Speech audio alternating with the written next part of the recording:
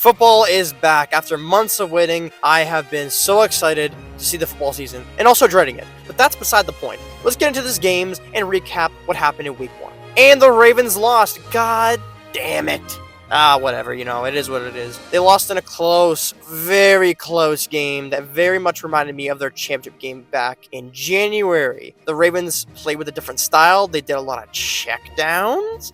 They barely ran the ball with Derrick Henry. I know he started off slow, but I thought he was getting going, but they just didn't run with him. Lamar looked like a lean, mean fighting machine out there, and Isaiah likely looks like a George Kittle 2.0 out there. Goddamn. But unfortunately for us, the Chiefs have a very good team. Rashid Rice is playing when he shouldn't be. He shouldn't be playing. And Xavier Worthy is very, very quick and fast and dandy. And you know what? I'm a little salty because of the Ronnie Stanley stuff. He had 4 illegal shifts on him, even though the Chiefs were doing the exact same thing. But that's beside the point. We just gotta accept one thing here. I got mad. I was seething. I was cussing. We gotta accept here that the referees are gonna make some dog shit calls. And I'm not saying like, oh, their job's perfect. No, the referees are ass. The referees are dog shit.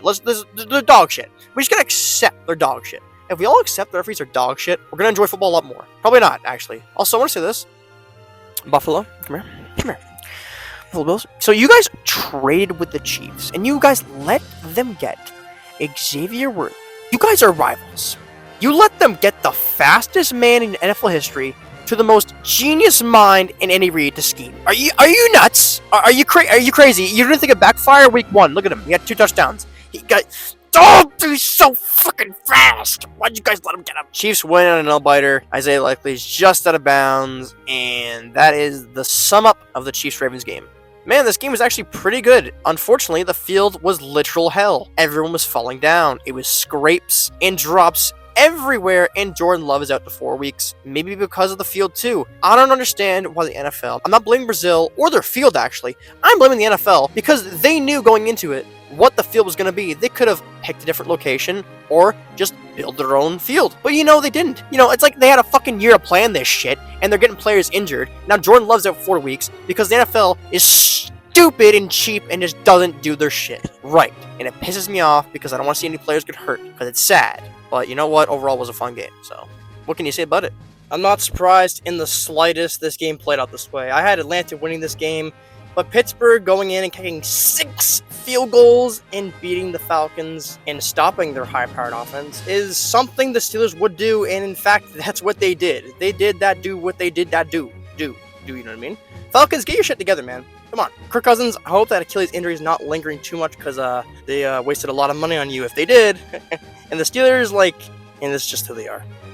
That was actually very sad. The Giants, at home, favored to lose at 1 point, got stomped by the Minnesota Vikings. Despite Minnesota's injuries, they handled them very easily. Sam Darnold played very well. The Giants fans were booing Daniel Jones out of the stadium and actually waited till he left the stadium to boo him, which is kind of fucked up. A little fucked up. That Giants team is cooked. It looks to be cooked already. Daniel Jones is likely going to get benched in a few weeks. I don't see how he doesn't. And Minnesota looks like a pretty alright team, so what's not to like? The game ended exactly how I thought it would, but the entire game is not how I expected it to go. The Jaguars were outplaying the Dolphins for 3 quarters and a half in this game and should have won, but of stupid mental errors and stupid fumbles that costed them the game. Tyreek Hill got handcuffed off of BS stuff with the police and then came back and scored a beautiful 80-yard touchdown and had a nice celly with it as well. And now the Jaguars are... I don't know what the hell to think of the Jaguars, man. 8-9, 9-8? I don't know. It's week 1. I'm so confused what's happening right now. Now, I don't want to toot my own horn, but I kind of call how this game's going to go. It's going to be a close, back-and-forth shootout. Sort of. The Cardinals were up 17-3, and the Bills stormed back and kind of took control of the game, but the Cardinals did very well. They actually just didn't cover the spread. They were favored to lose by 6, and they lost exactly by 6. But still, I think the Cardinals' offense is very good, and it's going to keep being very good. The defense, on the other hand, is very sus. Very, very sus indeed. But overall, the Cardinals look like a better team from last year, and the Bills look like exactly how we thought they'd be. A lot of running, Josh Allen making up plays, throwing the ball. It is what it is. Damn. It was a pretty solid game overall. Honestly, I thought the Colts could have won this game, but a few things could have gone their way. And the drive where Anthony Richardson threw an interception, 2 plays before that, he just missed Adonai Mitchell for a touchdown that could have completely changed the game. These teams are so close, and I'm happy they're in the same division because they're going to play again this year. Overall, what a fun game. CJ Stroud, it does not look like the sophomore slump is affecting him at all. He played very well. Stephon Diggs had 30 yards and 2 touchdowns in a very strange stat line. And overall, this team is just very good. Joe Mixon had wide open holes all game. I think any running back could have ran through those holes, but whatever. We got to see him play more. I still think he's on the decline, but we'll see. And it was a overall cool game. A lot of things you get in this game. High action plays, block punts, INTs. What's not to love? Truly will go down as a game in NFL history. The Titans and Bears put on an absolute instant classic last night. The Bears coming back from a 17-point lead despite not getting a single offensive touchdown and Caleb Williams throwing under 100 yards. That has got to be a record of some sort, but goddamn, the Bears did it. They found a way and won. Despite all their talent on offense, their offense didn't do jack shit, but their defense did. And Will Levis, of course, got the job done for the Bears. Hopefully Caleb Williams can play better because that was a little rough. But it's his first game, so we got to cut the guy some slack. He's only a rookie, you guys. I don't know how it could get any worse from last year, but it did. It got worse from last year. 47-10. 47-10 from the New Orleans Saints. The Carolina Panthers got worse from last year. Somehow they got a better O-line, more weapons, and their offense got worse. How is that possible? And worst of all, they got cooked by Derek Carr. Derek Carr's trash-talking your best cornerback. Oh my god.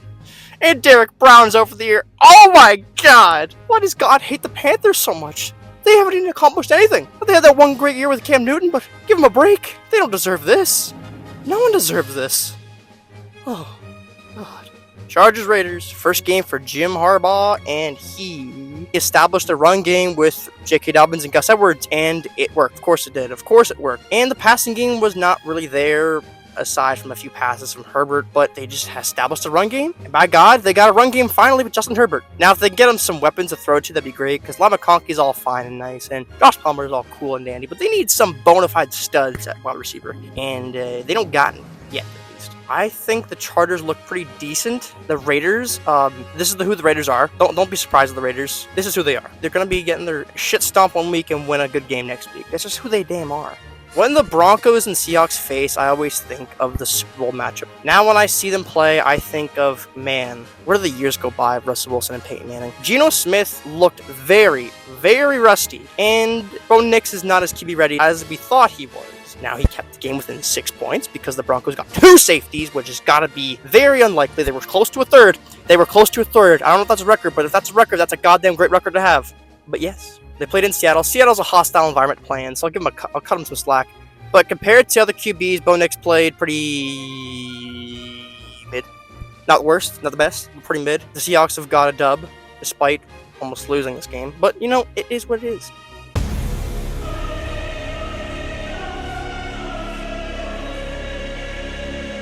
The Cowboys and Browns.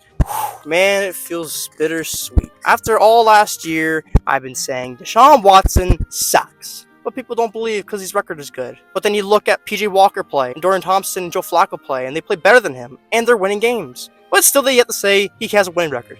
Well, guess what? Watch that game last night. That was the worst QB performance I saw this week. Worse than Caleb Williams. I don't give a damn about his O-line. The dude would not pass over 15 yards in the air. He missed wide open receivers. His reads were awful. And he's just not even the same player anymore. Man, oh man. And look at the Cowboys. They come into Cleveland, and they beat them. Their offense didn't play perfect.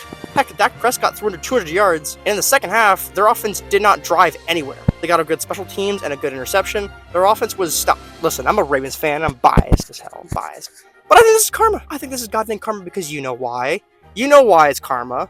I'm not going to say it. You know why. And I think this is a stone cold feeling to the Browns of seeing Baker Mayfield go to a different team and just start balling out still. Without Dave Canales. It's only game 1, but dude threw 4 touchdown passes against Washington, but you know what I mean. It is hard to play quarterback in the NFL. And I think this is a slap in the face to the Browns organization, and justifiably so because of you know why. You know why. Deshaun Watson's playing like ass, and Baker Mayfield goes out and balls out another place, and that's the name of the game. So, yeah. Cowboys win.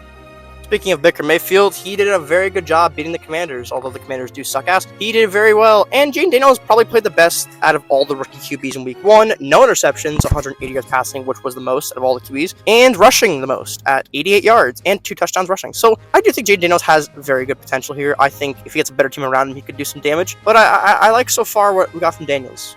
Game of the week, bar none, my favorite game of the week. Lions, Rams, Stafford versus the Lions, round 3. It's 1-1. Who's taking the third matchup? Let's go. Lions get up 17-3 after Stafford threw a pick in the end zone because the Lions were in camouflage, those sneaky bastards. But then Matt Stafford storms back, and probably the most flawless performance in the second half from a QB this week, and he was absolutely diamond up people without Puka Nacua. Get healthy, Puka, you're awesome. And it was amazing. Unfortunately, couldn't hold off enough, and the Lions got a field goal, and then it went to OT, and the rest was history, and the Lions won in a very good game. So, you know what? A fun primetime game. We got 3 primetime games that have all been pretty solid. Despite the Packers one having a shitty field, they've all been pretty good. No Christian McCaffrey, no problem. The backup, Jordan Mason, just easily took over the role and did a great job with it. And the Jets, I mean, listen, this is a win right here. Aaron Rodgers is fine. He's healthy. He looked okay. You guys were going to lose. Listen, we all knew they were going to lose. Even McCaffrey not playing, it's like they were going to lose. But still, he looked okay. He didn't get hurt. That's a win. I consider that a win, baby. Niners move on to face whoever the fuck next week, and the Jets move on to face the Titans next week, so they're probably going to get their first win next week, so it's all good. And that is my review of Week 1 football, ladies and gentlemen. I will hopefully be back next week to review more games and predict the games tomorrow. See ya! In the end zone, 20, it goes back, 1st and 10 to a Tunga by Law. Dead the block, and he's going deep. He's caught Hill! Foot race! Driving! That is 6! Oh, he's a ghost!